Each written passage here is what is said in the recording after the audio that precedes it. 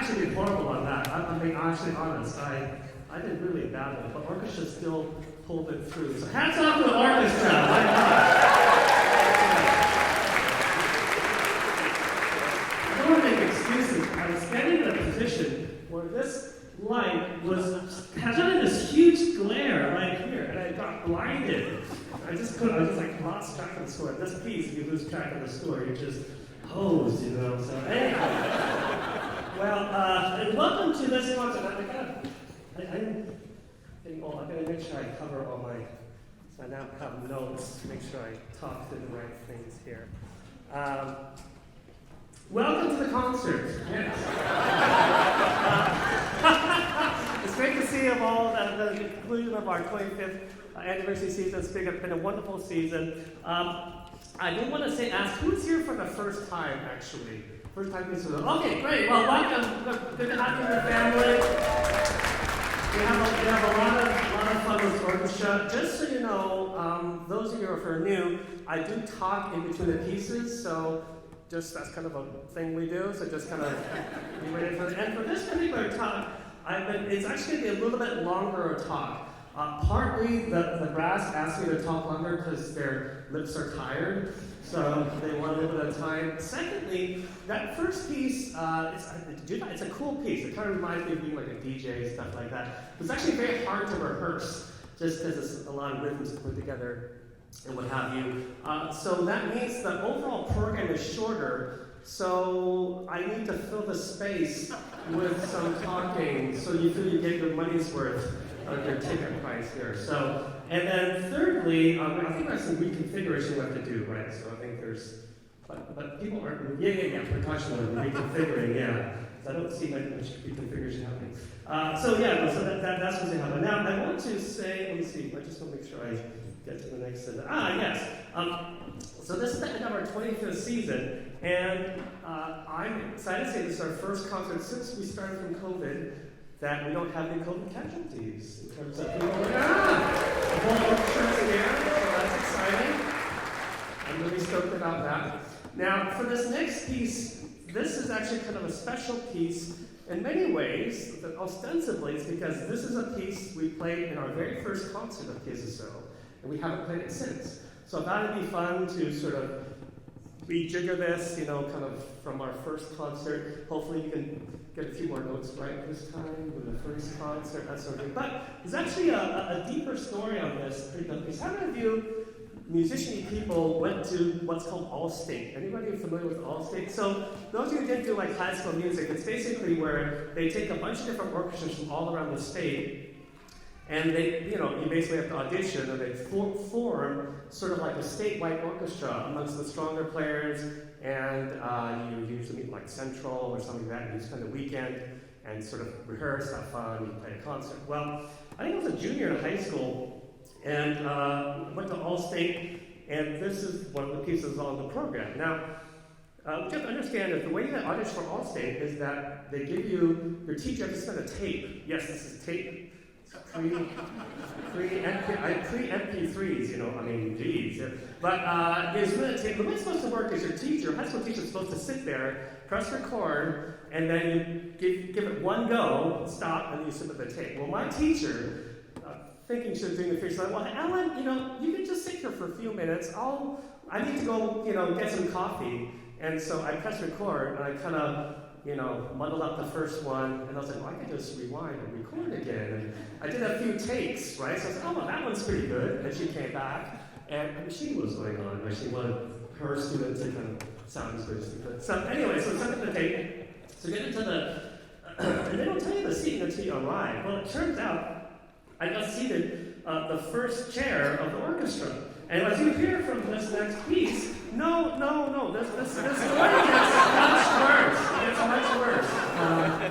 You'll hear in this piece, there's a really big violin solo, amongst some other instruments in there. So, not knowing this, I didn't practice the solo part. So we get there, and frankly, I didn't look at the music that much, because usually you kind of, scrabble through the first read-through, and then you practice and stuff. Anyway, so we get to the first read-through, and then we get to these solo parts, and I'm like, oh crap, there's a huge solo. And we get to this, and I just totally destroy it. Not in like a destroy it like a good way to destroy it, like Gen Z destroy. I destroyed it like really bad.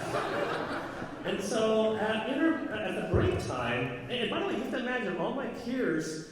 Like several friends I know, Youth Symphony are in this thing. They're all like doing this, that, the teacher's there. I'm shaking my head, and then during the break, the conductor swaps me. And the girl next to me is definitely like a go-getter, right? She's, he swaps me with her, and you can, imagine. Luckily, there's no social media back then. Can you imagine? Right? So I'm hanging my head dejected. And as a junior, my life is over at this point, right? So anyway, but the plot thickens. So the conductor says, well, to do this fairly, what we should do is actually audition for that position, right? And so at the end of that first day, he asks whoever wants to do a behind-the-curtain audition.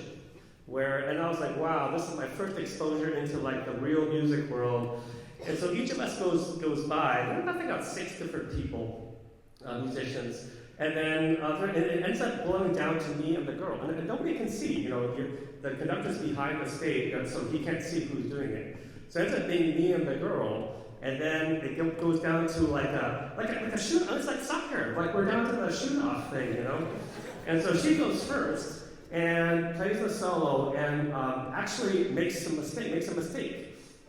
And so it's kind of like she made an own goal. So all I have to do is I just have to kind of play through it, make sure I don't make any mistakes, and that's what I did. So in the end, I actually got the position back. Yeah, right. But by the way, I never told my parents this story, by the way. They're hearing this for the first time. I hope you're still proud of me.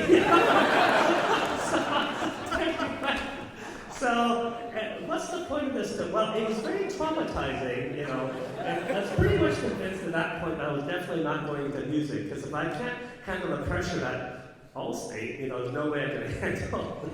Anyway, so this piece holds a special place in my heart in sort of an emotional way, and so I think I've gotten over it now, though.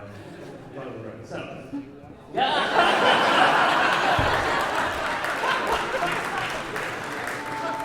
I will say, if you need to,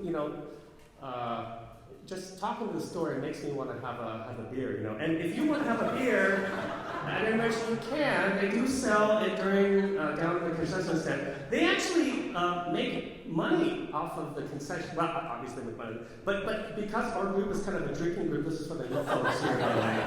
They make more money off of our crowd than most crowds. So I encourage you to do that. It really helps Town Hall, support that.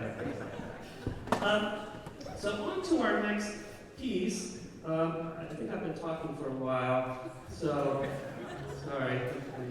Yeah. So, and by the way, if you're interested, you can buy season tickets for next season during intermission if you're interested. And you'll actually get a little bonus I'll talk to you about after intermission. So it's kind of a bait and switch here. You don't know where you're going to get until you have to buy the season tickets.